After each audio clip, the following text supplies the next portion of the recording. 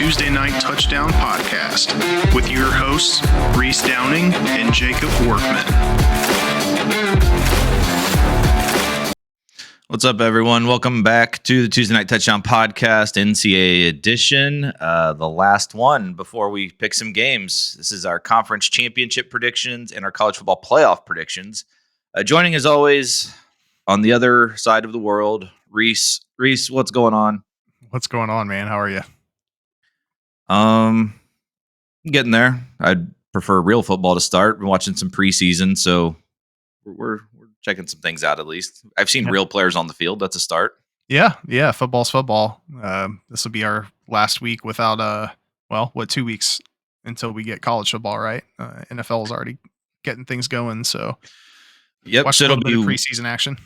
1 week from Saturday will be week 0. So we're getting really close to our first set of games. We don't get very many games that day. I think it's only 4, but it's something. The Noles are playing, so that's a huge start of the first real episode of College Game Day with the Noles fans in attendance. So that should be an interesting sight to see because I have a feeling we're gonna get some comments thrown at those idiots. So we'll see what goes on. It'll be a fun time in Dublin.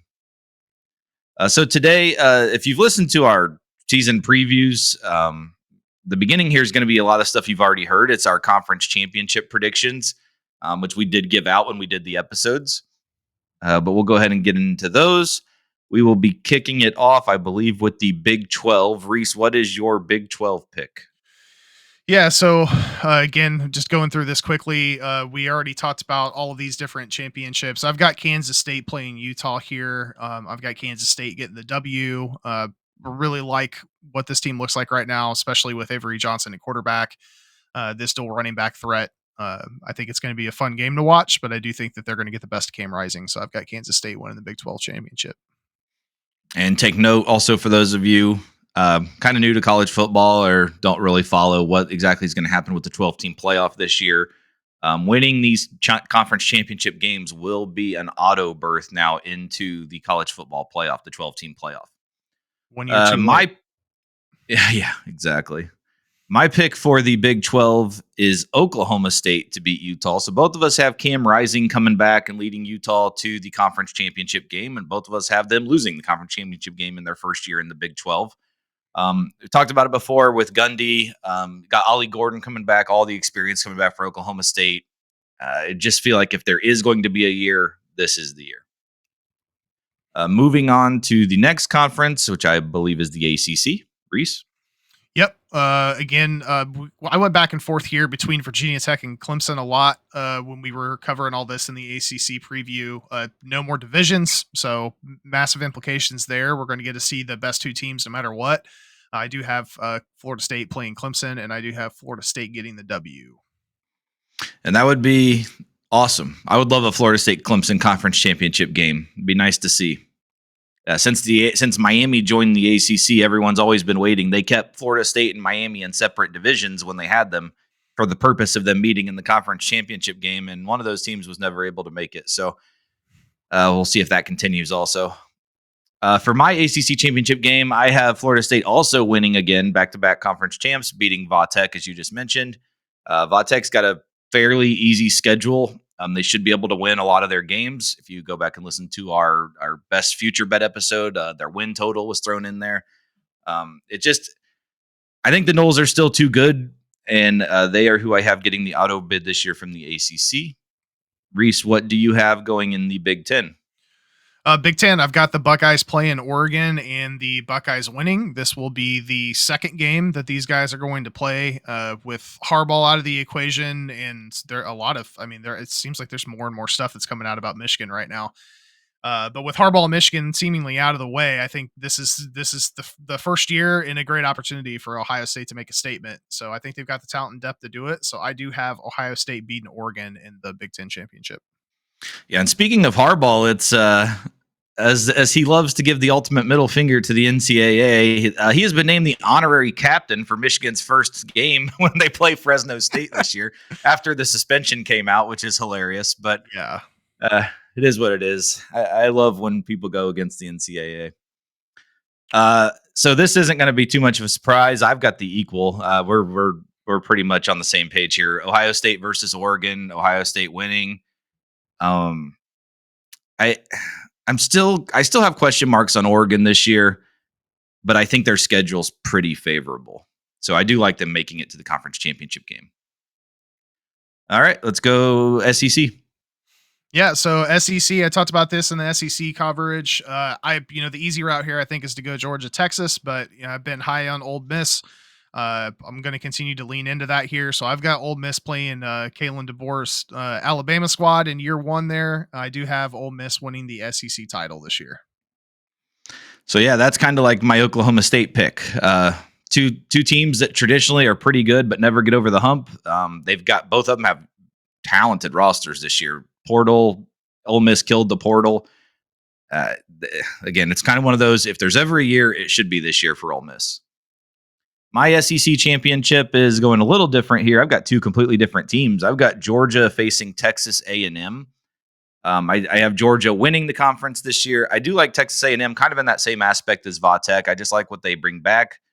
I like Mike Elko coming in to be the head coach, and I think they're a loaded team. And Notre Dame is a non-conference game they're going to have to deal with. Their conference slate is a little more favorable, so I do like them to reach the conference championship game. All right, so let's go to I think we've got a schedule breakdown here for what the college football playoff is going to look like. So Friday, December 20th is going to be our first college football playoff game. And to note also, those first round games are going to be on the home fields of the teams with the better seed. That's a change this year. Finally getting some real college football aspect in these playoff games, not on these neutral site nonsense. I think this is more of what it should be.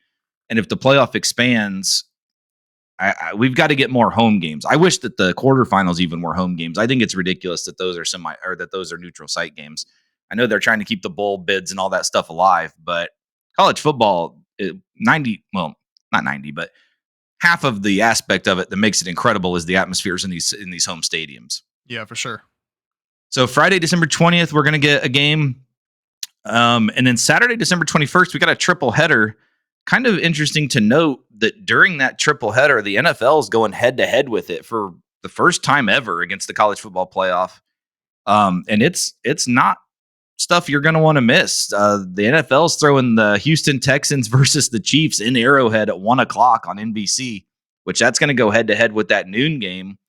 And then the 4:00 game is going to go head to head with Pitt. The Steelers are going to be at Baltimore, another huge rivalry game. That's 4:30 on Fox. So we've got 5 huge football games this day that are all very meaningful. A lot of busy bars on that day. Yeah, it's the day that it's nice to have multiple televisions ready to go because they're going to be needed for this day. Yeah, for sure.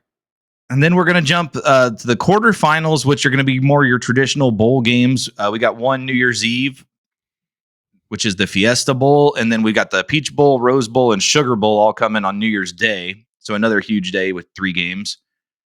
Then a week later, we're going Orange Bowl and Cotton Bowl for the semifinals, and then the national championship will be a week from that following Monday. That's a little breakdown of what the college football playoff schedule is going to look like this year. We will now get into our playoff predictions, which I believe mine is first. So I'm coming in. The number 1 seed I had was Ohio State. My number 2 seed was Georgia. My number 3 seed was Florida State. And my 4 seed was Oklahoma State. Those are all the teams that are going to be getting the buys. So we'll just go in order here. So my 8-9 matchup was Ole Miss versus Notre Dame. Ole Miss will be the home team there. The tailgating at the Grove that game would be absolutely insane. Notre Dame fans are going to travel as much as they can, but an Ole Miss crowd. Ole Miss doesn't have a huge stadium either, so I think that would be a very awesome atmosphere for that game. I do have Notre Dame going on to win that game, though, upsetting Ole Miss on their home field, leading them to face Ohio State. In my 5-12, I have Texas playing Boise State. Boise State was my Group of 5 winner, highest ranked Group of 5 conference champion. So I have them making it. Unfortunately for them, they would be going on the road to Austin, Texas to play Texas. I have Texas coming through in that one. In the 7-10 matchup, Oregon would be the home team versus what would be the SEC runner-up, Texas A&M. And Oregon would also be the Big Ten runner-up. I have Texas A&M going to Eugene and upsetting Oregon actually in that one. And then Utah versus Vautech in the 6-11. Utah, we always talk about when they're on their home field, they're a team you don't want to deal with. I have them losing the conference championship game, which would be a neutral site. But in this game, they would be on their home field against Vautech.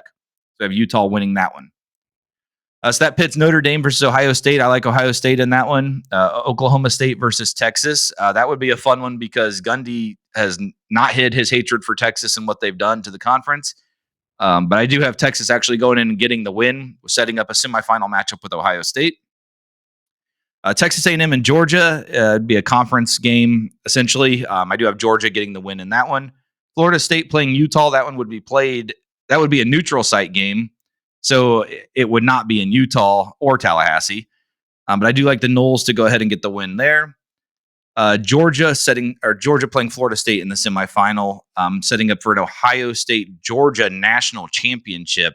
And I do just think, like we talked about already in a lot of our episodes, I think Ohio State's just too strong this year.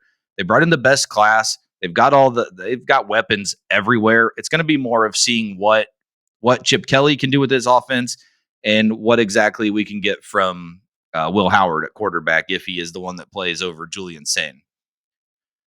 So I do like Ohio State to come through with the first 12-team playoff national championship. Reese, what do you have going for your predictions? Yeah, so I've definitely got some shakeups here. So let's go ahead and run through them. So starting with the 8-9 game, I've got Utah traveling to Tuscaloosa to play Alabama. I do have no, that would be in Utah. What's that? That would be in Utah. Utah's the 8. Oh, yeah, that's right. I'm sorry. That would be in Utah. I actually do have Bama winning this game still. I just think that Kalen DeBoer, Jalen Milroe, I think are going to be a little bit too tough of a matchup. It's going to be fun to watch Cam Rising play Milroe if he's healthy. So that's the caveat to that, is if we're going to be able to actually see that. But this is assuming that Cam Rising is going to be able to stay healthy throughout the year. The next game I have up here is Oregon versus Liberty, a rematch of last year's Fiesta Bowl where Oregon won 45-6. I think Liberty may be able to put up some more points than what they did last year, but I think the result's going to be the same. So I've got Oregon getting the dub here. Next up, I've got Texas versus Georgia, SEC matchup. This would be a rematch of the game on October 19th. So if that happens, that should surely bring some fireworks. Texas is ranked higher here, but I'm going to give Georgia the win. Notre Dame versus Oklahoma State is my next matchup here on the 6 versus 11. Little different from Jake. I've got Notre Dame with only one loss on the year, which is why I have them a little higher ranked than what he had. Really excited to see what Oklahoma State can do with all of those returning starters.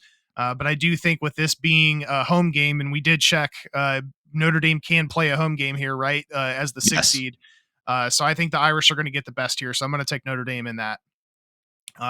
So moving into the next round here, we've got Bama versus Ohio State. Fun matchup here. I think this could be a toss-up game, but the Buckeyes, I think, just have a more all-around talent. So I'm going to take the Buckeyes here, ending DeBoer's run in year 1 with Bama. Next game, we've got Kansas State versus Oregon. I talked a lot about how much I like Kansas State in the Big 12 show, and obviously I have them winning the conference. That said, I think Kansas State's run-first approach may cause some problems if Oregon starts putting points up early. So I'm going to take a swing here and say that the Ducks come out victorious. Next game we've got here is number 2 Ole Miss playing Georgia, who is in the 10 spot. Another SEC battle. I talked a lot about how high I am on Ole Miss this year, so I'm going to double down, and you can see that here as we're looking at the bracket. But I do have Ole Miss getting the win and heading to the Final Four. Next game, I've got Florida State versus Notre Dame. This is going to be a rematch from the November 9th game, so it should still be fresh in both of these teams' minds. If this game happens, we may have to live stream this one with Scott and Carter. Unfortunately for our boys, though, I think the road's going to end here for Notre Dame in this one, so I'm going to take Florida State to get the W and move on. And then last game here for the Final Four, or excuse me, first game for the Final Four, I've got Ohio State versus Oregon. We teased this early in the year about the potential of this being the first time in, like, I don't know how long, over 100 years since 2 teams have faced off 3 times in the same year. It'll be interesting if it does, and I think there's a possibility that could happen if Oregon comes in as the 5 seed. I just think Ohio State's going to be too tough of an out, so I've got the Buckeyes winning their 3rd straight against the Ducks and moving on to the final. And then I've got Ole Miss playing your boys Florida State in the other Final Four matchup. Jake's not going to like this for multiple reasons, but I think the Noles luck runs out here against Lane Kiffin's squad. So I do have Ole Miss getting the W and advancing to the final to play Ohio State.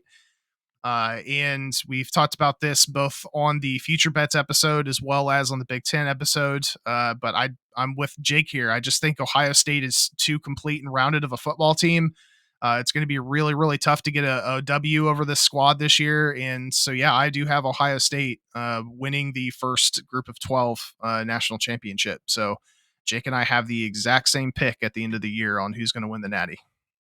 Yeah, that Florida State Notre Dame on a neutral site would be awesome. I would agree to do a live stream with them as long as they're wearing their costumes from the Notre Dame episode. So they wear those, then we can definitely get on here and do a watch along like we did for the draft. I love it. So that's what we've got. It's going to be interesting to see what happens with the college football playoff. Obviously, it's something new with the 12 teams. We're going to see how it goes during the season. We'll keep kind of updating brackets as we go and what we kind of feel. Next week, we will be back. It's time to pick games. We're done with the previews. Unfortunately, there's only 4 games next week, but 4 games is better than 0. So we're going to be pretty content with that. We got Florida State playing Georgia Tech in Dublin, Ireland at noon. Montana State is going to be on the road at New Mexico at 4:00. The horse team SMU, newly in the ACC, is going to be on the road at Nevada at 8:00. And it wouldn't be a college football Saturday without an 11:59 p.m. kickoff on the island. So we got Delaware State playing at Hawaii to close out our first Saturday. So those are the 4 games we're going to be going over next week. Given our picks, we will have a lock of the week. It's going to be a little interesting next week. Yeah. No Muncie 6-pack next week, obviously, because we don't even have that many games. But we are just a short time away from the actual week 1, which I still love that we have a week 0. That makes no sense to me. But when we get to the actual week 1, we'll be back with all of our normal stuff. All the picks of the top 25 games against the spread. We'll do our Muncie 6-pack against the spread. We might even throw in a few new things this year. We're still working out, so we'll see how that goes. But yeah, it's time for college football to start, thankfully, and we're gonna get some answers. Florida State, Georgia Tech isn't a throwaway game. Georgia Tech closed the year last year, honestly, on a very big high. They showed a lot of promise going in, and Florida State's got a lot of turnover, so it's gonna be an interesting game. And we're throwing in the fact that it's in a different country, so who the hell knows what's going to happen? We talked about Georgia Tech. Like they've got, I think they've year over year, they have the most improved offense in the country, if I'm not mistaken. So yeah, that's going to be a fun one to watch. And they're bringing back quarterback Haynes King from Texas A&M. So, I mean, it's definitely not a throwaway game. I think it's going to be a good start to the season.